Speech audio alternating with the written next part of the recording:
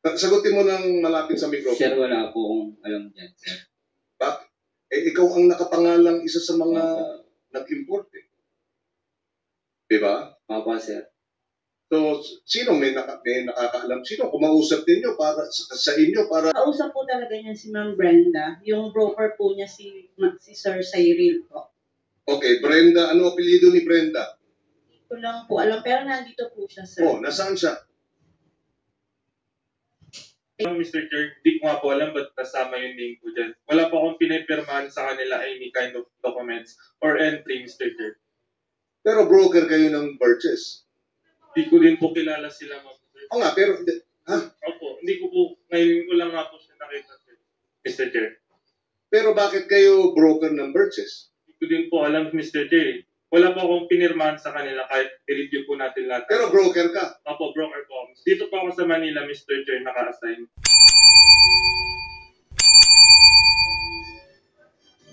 Purchase. See? Tama ba? Kayo ang involved bilang mga importers? Kayo ba ang importers? Sino ba kayo?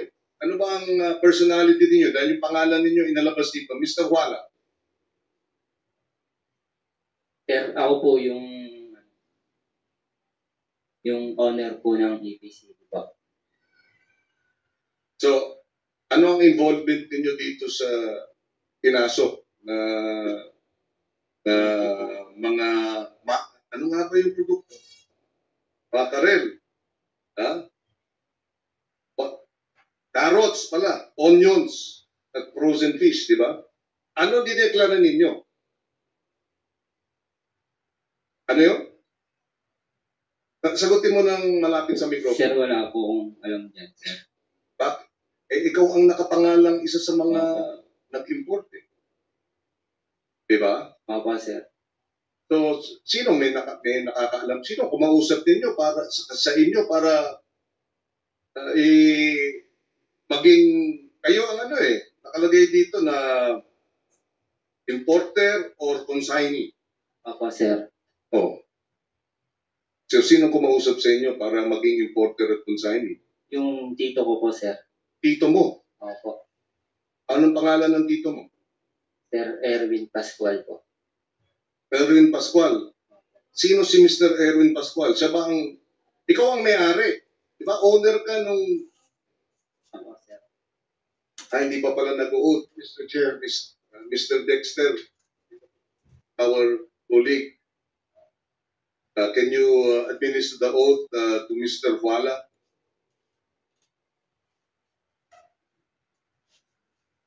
Raise your right hand. Do you solemnly swear to say the truth, confirm the truth, nothing but the truth? Agree?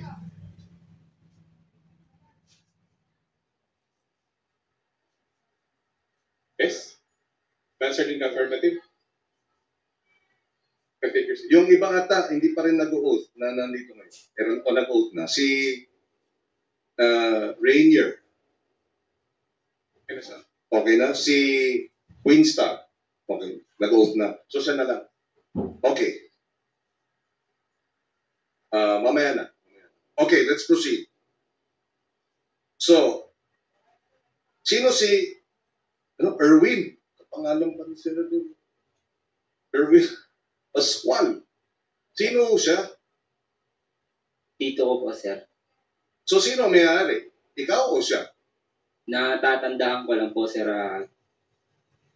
Kinuhanan niya po ako ng ID, tas niregister niya po sa PIER. Saan? Sa PIER po. Sa Pierre. Opo. Ayun lang po naaalala ko, sir. Ano bang trabaho mo, Mr. Wala? Rider po, sir, Food Panda po. Rider ka ng Food Panda. Opo.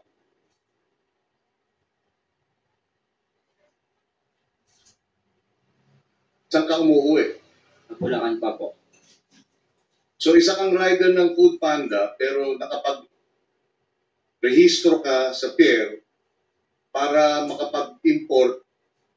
Magkano ang in-import ng ECPB? Would you have the documents, Secretary Yusek Cara? EPC, EPCB. Yes, sir. I have it in front of myself, sir. We have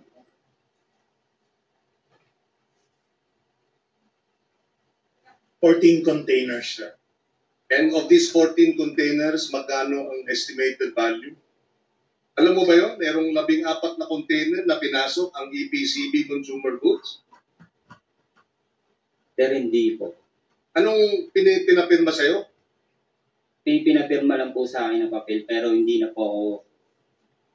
Yes, Senator. Mr. Chair, can I directly ask this individual, with your permission? Yes, please proceed. So, sino po ang may-ari ng EPCB? Kasi pag hindi mo sasabihin, baka ikaw ay may lagak namin sa kulungan dyan sa baba. Sino ang may-ari ng EPCB? Pero, tito ko po, Tito mo. opo, Ano ang pangalan ni tito mo? Erwin Pascual po. Erwin Pascual. It's dapat si Erwin Pascual ang may-ari niyan. Therefore, Mr. Chair, may I manifest this subpoena Mr. Erwin Pascual, the owner, and not this poor rider na magre-represent sa kanya. Ang problema kasi, Mr. Chair, itong mga brokers na ito, pustahan tayo, hindi naman lahat po may-ari ito, puro owner. I don't believe that they're all owners. Pero iba siguro dyan, owner, pero ang real owners are behind these people. These people are just staff, Mr. Chair. Ang problema, ang niloloko nila, yung Bureau of Customs. Siyempre, ang Customs tatanggap, Mr. Chair, papakita ng ID, hindi naman ma-interview ng Customs yan. Eh dapat doon sa mga nagpa-process, mga empleyado ng Customs, it is your responsibility to make sure that these are real people, real owner. Yung mga nagpa-process po nito. Kasi yung problema, kagaya nito, rider pala, how can you believe that this will be an owner? Parang kung din ito, Mr. Chair, parang yung sa flood control natin, na kung sino-sino na hindi naman talaga ang totoong may-ari. Ito ang nangyayari dito ngayon, misrepresentation. So, may I manifest, Mr. Chair, that we subpoena the real owner of EPCB, Consumer Goods Trading, because this individual cannot answer our questions, Mr. Chair.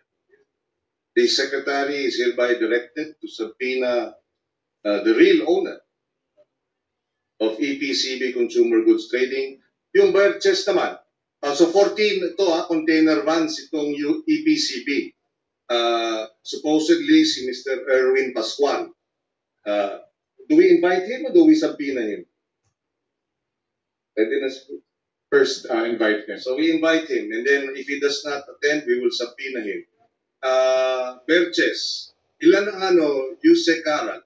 Ilan ang ng purchase?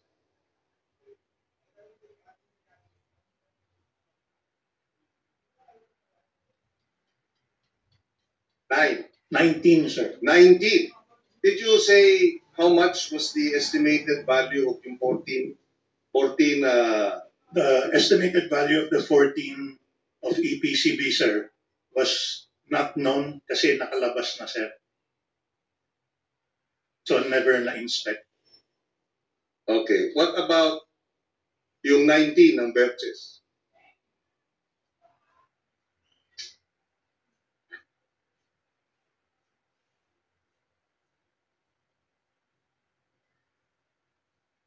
Sir, do you want me to name each one, sir, or i-total na lang yun? Total na lang. Sige, while you're totaling it, anong pangalan po nila?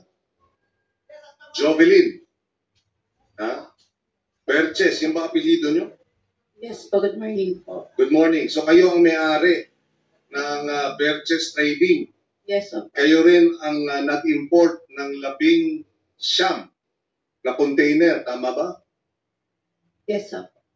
Okay, so for the information, so unlike si Mr. Kuala, kayo talaga ang may-ari.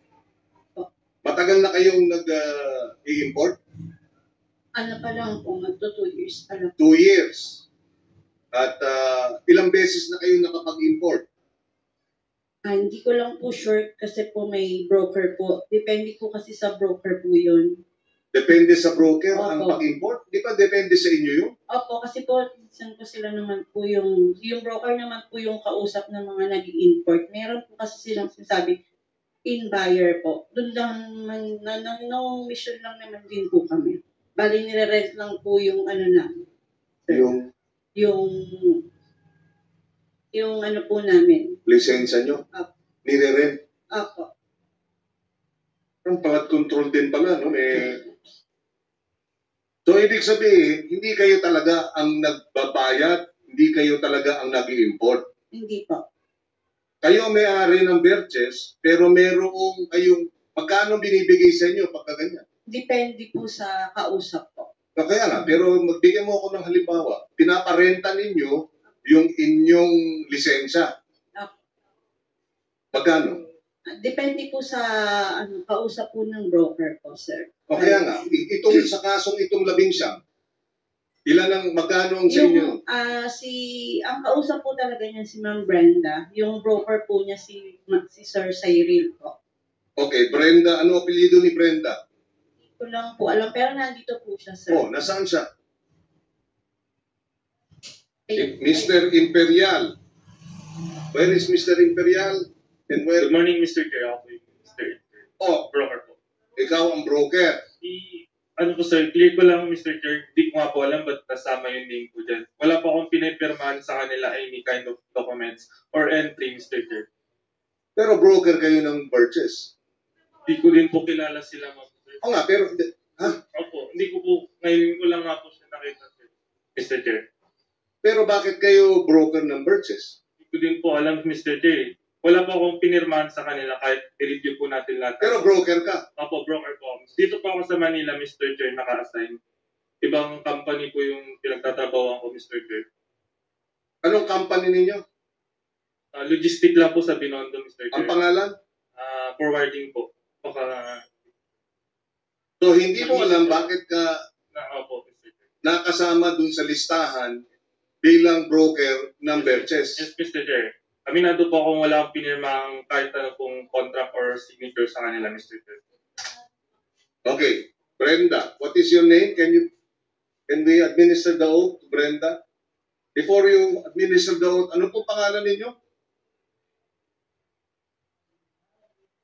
Babalikan kita ha, Jovelyn ha. So, Jovelyn, kinausap ka ni Brenda. Siya po yung kausap. Anong sinabi sa'yo? Siya po yung kausap ng broker po. Kaya nga, anong nga sinabi sa'yo? Yun po, may import po yung in-buyer po. Parang nang-mission po siya.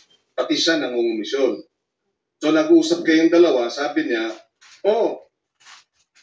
Jovelyn, pwede bang gamitin yung inyong lisensya kasi may papasok na mga imported na goods ng isang importer, gano'n ba? Hindi ko lang po siya, parang gano'n na rin po. Kailangan sure ka. Try to remember kasi investigation to inquiry ito, kaya kailangan. So, ano ang sinabi niya sa'yo? Please try to recollect your memory and explain. Bali po, ano po lang siya yung pipirma lang po kasi ako, sir. Pipirma ka lang. Opo, yun lang po. Tapos sila na po yung mag-aasikaso. So, magkano nakuha mo doon sa pirma na yun? Ano lang po, depende lang po sa commission. Bali po, 3 to 10,000 lang naman po kada, 3 to 10,000 kada Depende po sa kausap po kada ng. container. Opo, depende po. So, dito sa 19 na container, 190,000, gano'n? Hindi po. Ano, magkano? May ano pa po kasi yan, sir. Bali sa isang container, 500 pesos lang po talaga. O, ano yung 3 to 10,000? Yun po kasi naghahati-hati pa po kasi yung mission, yung ano po. Yun po. Kaya yun po yung inano sa akin na 3 to 4,000. So, magkano nakuha mo? 500 lang po kada container, sir. So, sa halagang 19 na container, 500 pesos lang so po. 9,000 pesos ang nakuha mo Apo. bilang Berches. Apo. Ikaw ang may-ari ng Berches. Apo. 500 pesos lang po kada container. Kaya nga. So, ikaw ang consignee. Ikaw ang Apo. nag-import sa Apo. dokumento. Apo, consignee. O, kaya nga. Tama ba yun, di ba? As a consignee, siya yung nag-import. Yes, sir. Okay. Brenda, Can you take please administer the oath? Please stand up. Raise. Sagutin niyo po tanong ko.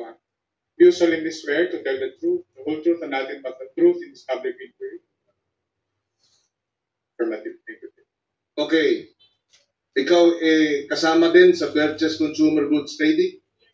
Bilang ano? Anong tungkulin mo? Siya ang may-ari. Opo. Ikaw ay? Kasamahan po ako doon. Actually po, si Purchase is, meron kaming kliyente. So, hindi naman po siya laging nagpaparating. Wala naman pong ganong dumarating. So, meron pong mga times na... Anong ibig sabihin nagpaparating? Yun pong mga client namin. Oo nga. Matagal na na-stock yung parating. So, kumbaga sa... Ano? Yung client ninyong importer. Opo. At yung paparating na imported na mga bagay. Opo. Mga ano naman po, hindi po yan mga katulad ng mga frozen. Ngayon, ito pong consignee is parang napag-anuhan namin na iparent kasi wala naman po nga dumarating kami na wala kaming dumarating na shipment. So, pinarent po namin siya. Teka. Ano yung pinarent ninyo? Yan po, yung Burgess. Di ba shipment na yun? Hindi po, yung consignee lang po. Wala po yung alam si Burgess, kami sa office na kung sino yung kumbaga, halimbawa po, may nakipag-usap sa amin na Sino ang nakipag-usap sa inyo? Ayun na nga po yung nakausap namin sa Sino nga? Hindi nga po namin ngayon siya makontak. Pero sino nga? Si Mr. Vicente po. Mr. Vicente. Opo. Anong Yun first lang name? Yun lang po yung pangalan niya na naano namin. Tapos binigay yung Pwede ba cellphone namang number. makikipag-usap ka sa... Itago na lang natin sa pangalang Mr. Vicente? Opo. Yun po yung niya na nakausap namin. Mahirap naman paniwalaan yun na Sagun na may nakikipag-usap ka, Matagal ka na ba dyan sa Purchase Consumer at sa import? Hindi naman po. Sa importing? Matagal na? Hindi rin naman po kasi kami nga. Pagka ilang taon na? Po, mga 1 year. Bago nun, anong ginagawa mo? Wala lang po. Talang. Hindi naman po kasi kami nga involved sa mga. Dito lang po kasi nga kami na gawa ng itong pinakausap namin. Miss Sagun, pag ikaw ay nagsisinungaling, alam mo ang pwedeng mangyari dito, di ba? Opo, hindi po talaga. Ito Okay, po talaga. Senator... Mr. Chair, may I just ask our Commissioner from the Bureau of Customs, tama po ba, Mr. Commissioner?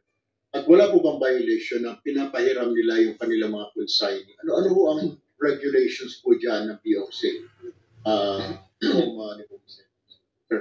Thank you, Mr. Chair. Sir, two things. I was supposed to raise that up also. The quick answer, Mr. Senator, is yes, there's a violation. And in the specific provisions of the CMTA, so yung una niyo po nabanggit kanina, number one, yung these are clear cases of consignees being hired or consignees for hire cases, wherein the consignees would allow their corporations to be used by importers. Yun po yung naririnig po natin ngayon. So, actually, Mr. Chair, this is one of the many things that we have recognized in the BOC that our new team will have to address. But that's a separate issue. Then pangalawa po, if I may, regarding the statistics or data, Please proceed. Data being mentioned, yun pong, for example, sa 19 containers ng Burgess, yun po yung 19 containers, yan po yung numero na na-alert po ng DA. Pero yung sa kaso po na to sa kabuuan, ang in-import nila, 25 containers. So meron lang naunang na-release. Unfortunately, ang customs, but at this point, di na natin alam kung ano laman talaga nun. 4 containers were released prior to the alert given by the DA. And then dun sa EPCB naman po, 14 containers were alerted out of the 20 containers. Para po accurate 20 and then sa Burgess 25. 25 po. So ang 4 at 6, so 10. No? We can provide the data for the specifics po ng mga iba't iba pong pinasok po ng consignments po. Okay. Thank you. Mr. Chair. Yes, Yusek. Mr. Chair, under just FYI lang sir, under the new law, Section 7, letter B, use of import clearance by persons other than those specifically named in the permit, bawal. And in continuance sir, yung total ng 19 containers is 59,473,200 pesos. 19 containers ng Birches. Ma'am, alam ba ninyo na 59 million yung in-import ninyo base dun sa dokumento? Sa totoo lang po, hindi po.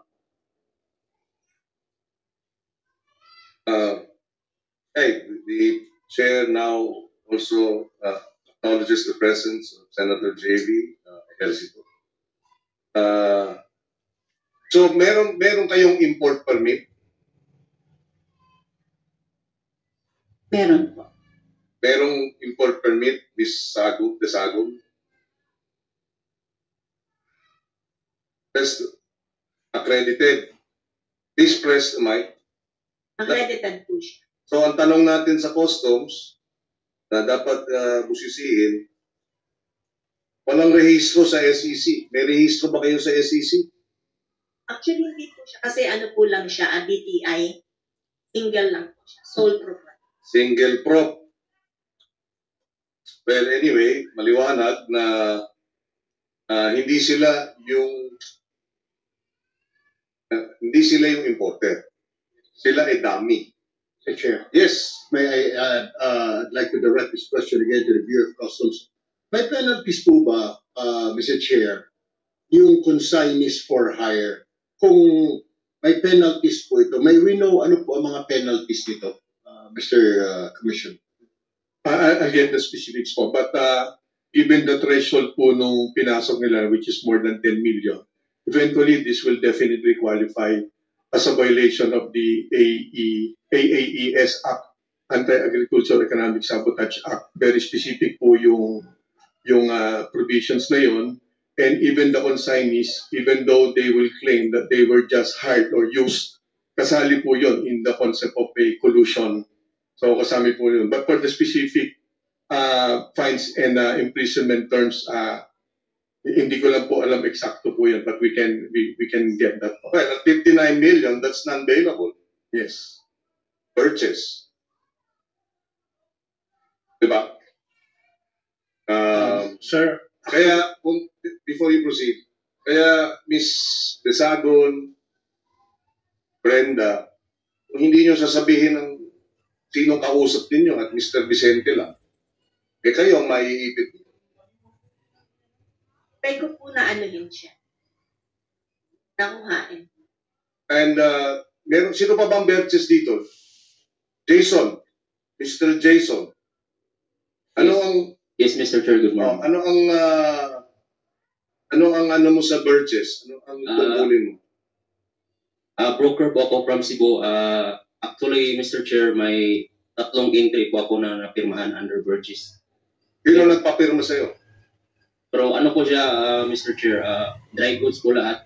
Tapos, in-examine at release po sa customs mga last year pa po. Last year pa, so hindi kasama dito sa... Yes po, Mr. Chair. Pero sino nagpapirma sa'yo? Ma'am Neri? Anong first name? Neri po. Last name? Ganun din kay Brenda, no? Alamin natin sino yung Mr. Vicente. Itong si Mr. John Cyril. Ano yung Mr. Chair? Ikaw naman, nilagay lang yung pangalan mo. Wala po ang pinirmahan sa kanila, Mr. Chair. Pero kilala mo ang Berches. Hindi po, Mr. Chair. Hindi ko din po alam ba't nandito nga po, Mr. Chair. Actually, may trabaho po dapat ako ngayon, Mr. Chair. Nakalagay yung pangalan mo. Yun nga po, Mr. Chair. So, sino pa ang nakalagay ang pangalan sa Berches? Meron pa? Jason. So, si Jovelyn, ikaw ang may-ari. Yes, so po. At paano na pasok si Mr. John Cyril na ipangalan sa Berches? Sabi po ni Miss Brenda, siya daw po yung nakapirma dun sa import po. Yung pinalabas pong container po. Kilala mo si Jason? Hindi rin po. Oh, last year, kasama daw siya sa pumirma nung sa purchase. Alam mo ba yun? Di ba ikaw may-ari? Apo, pero sabi ko nga po parang si Ma'am Brenda, may nangungumisyon, ginagamit lang po yung, nire-rent nga po yung purchase consumer po. So, pinarenta kay Mr. Jason, pinarenta kay, hindi, si John, wala. So, Mr. Jason, alam mong pinarerenta sa'yo yung purchase? Di po, Mr. Chair. Eh, bakit mo pinirmahan yung tatlo? Sino kumausap sa'yo? In other words, hindi ka kasama dito sa huli, pero kasama ka dun sa mga pinapangalan na ginagamit yung purchase para sa kung anuman. Actually, 3 entry lang po yung napirma. O, 3 entry under purchase. Sino ang kumausap sa'yo? Mr. Neri? Miss Neri? Teresa po. Nerisa? Apelido? May number ka niya? Kontakin namin para maimbitahan dito. Teresa Reyes. Nerisa Reyes. Okay, we will invite Nerisa Reyes, Sponsor. Sino pa?